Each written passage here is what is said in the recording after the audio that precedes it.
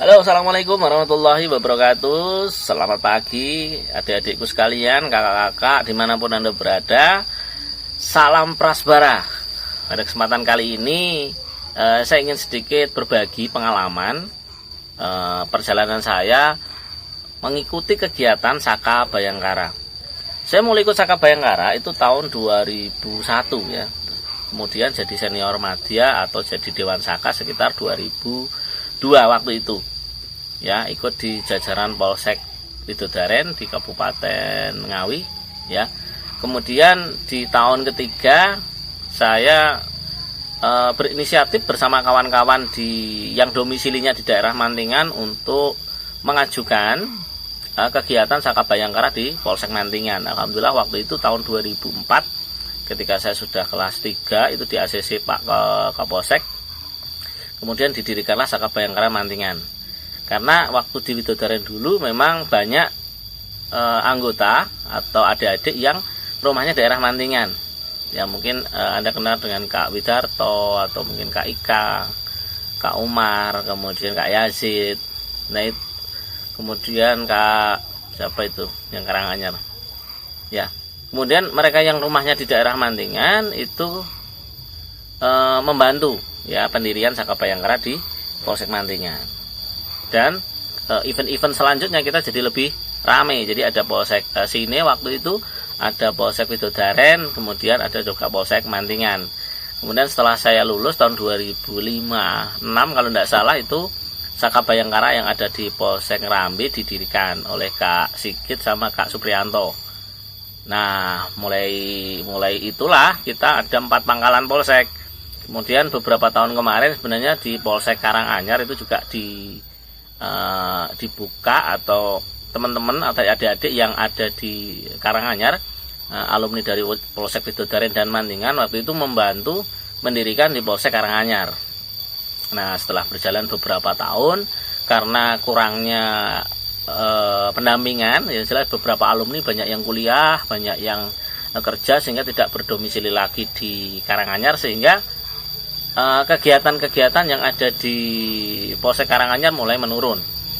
Ya, akhirnya ketika ada peserta yang minat ingin ikut Saka Bayangkara diikutkan ke Polsek Widodaren lagi, sehingga sekarang yang aktif tinggal Polsek Widodaren, Ngrambe, Sine dan Mantingan. Sementara ini info yang saya dengar masih vakum ya, karena kondisi Covid belum diizinkan untuk kegiatan sehingga berdampak ke perekrutan peserta dan lain sebagainya. Kalau Widodaren dan Ngrambe alhamdulillah dengan segala macam tantangannya bisa melewati sampai sekarang. Alhamdulillah pertemuan mingguan masih tetap jalan tentunya dengan social distancing ya. Kemudian untuk kegiatan-kegiatan yang bersifat kemah maupun hiking itu sudah dipending dulu atau ditiadakan, diganti dengan kegiatan harian begitu. Nah, saran saya buat adik-adik semuanya mungkin yang ingin ikut Saka Bayangkara atau mungkin punya pengalaman di Saka Bayangkara. Di Bayangkara ini saya rasakan sendiri bahwasanya banyak hal ilmuwan yang tidak saya dapatkan di sekolahan. Ya, memang sekolahan itu kita belajar tentang banyak hal ya, tentang pelajaran, tentang informasi, kemudian tentang intelektual dan lain sebagainya. Namun ada beberapa hal yang mungkin memang tidak mungkin diajarkan di sekolahan ya. Contohnya misalnya tentang latihan mental. Kalau di Saka Bayangkara ini identik dengan kadang-kadang dibentak-bentak. Kadang-kadang kita disuruh menyelesaikan satu kegiatan atau satu pekerjaan dalam waktu yang singkat. Nah, itu tantangan-tantangan seperti itu tidak mungkin ada diterapkan di sekolahan, yang kebanyakan diterapkan di ekstrakurikuler mungkin bisa. Nah, kebetulan Saka Bayangkara ini di bawah naungan dari kepolisian, sehingga kita banyak belajar dari institusi kepolisian bagaimana cara mendidik anggota baru, bagaimana agar mereka punya mental yang kuat, bagaimana agar mereka tahan banting gitu kan, bukan banting fisik ya, tapi tahan banting terhadap situasi dan kondisi. Nah, mungkin itu dulu dari pengalaman saya. Dari situ saya punya kepedean, saya berani tampil di depan, saya berani ngomong yang biasanya ya pemalu, ya biasanya pemalu, tapi dari hasil pengalaman itulah kita belajar banyak hal, bahwa keberanian itu memang perlu dilatih. Kemudian kekritisan dalam berpikir, kemudian mengambil tindakan dan mengambil keputusan itu juga perlu latihan. Dan cara latihan yang paling efektif adalah kita bergaul, kita berkumpul, kita punya circle ya dengan orang-orang yang sevisi tentunya. Yang satu semangat yang sama ya. Itu dulu mungkin teman-teman sedikit perkenalan dengan saya tentang Saka Bhayangkara ini.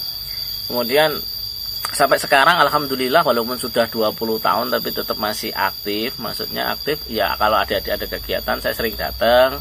Kemudian ada beberapa materi mungkin yang bertabrakan atau tidak sinkron, materi ini kok berbeda, ini kok berbeda, ini kok berbeda.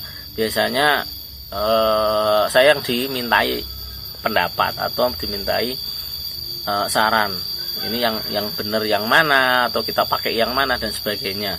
Karena walaupun mungkin saya tidak terjun di pramuka yang digudep ya, saya ngikutin perkembangan pramuka Saka terutama itu secara baik virtual maupun secara media sosial. Jadi saya masuk di grup-grupnya mungkin Saka Bhayangkara nasional dan lainnya, sehingga informasi-informasi itu selalu saya cari tahu. Misalnya tentang pemangan bed, yang benar yang mana, kok yang ini sebelah kanan, ini sebelah kiri.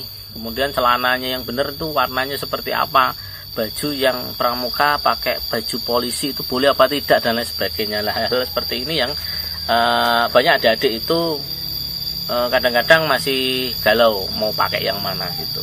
Nah sebenarnya tidak ada yang salah dan tidak ada yang benar. Kalau itu mengikuti dari juknisnya ADART Pramuka Pusat, ya itu yang benar, itu yang dipakai. Kalau misalnya di lapangan ada yang menggunakan berbeda, itu pasti salah. Namun tidak semua yang salah itu harus dihapuskan ya di pramuka, karena apa? Pramuka itu ajangnya kreativitas, ajangnya berkreasi. Jadi ketika di satu gudep atau di satu pangkalan tertentu misalnya menyepakati pakai ini, atau sudah disepakati mungkin secara nasional bahwa kita harus pakai ini, dan selama tidak melanggar dari ADART maka masih boleh digunakan. Ya, bagi Anda pertanyaan silahkan, terutama tentang pramuka atau tentang Saka Bhayangkara. Ya, kita sharing-sharing di sini dari pengalaman saya. Semoga apa yang saya sampaikan ini bermanfaat buat adik-adik semua, kakak-kakak semua Saka Bhayangkara di seluruh Indonesia dimanapun Anda berada. Terima kasih. Apabila ada kekurangannya saya minta maaf. Assalamualaikum warahmatullahi wabarakatuh. Salam prasbara.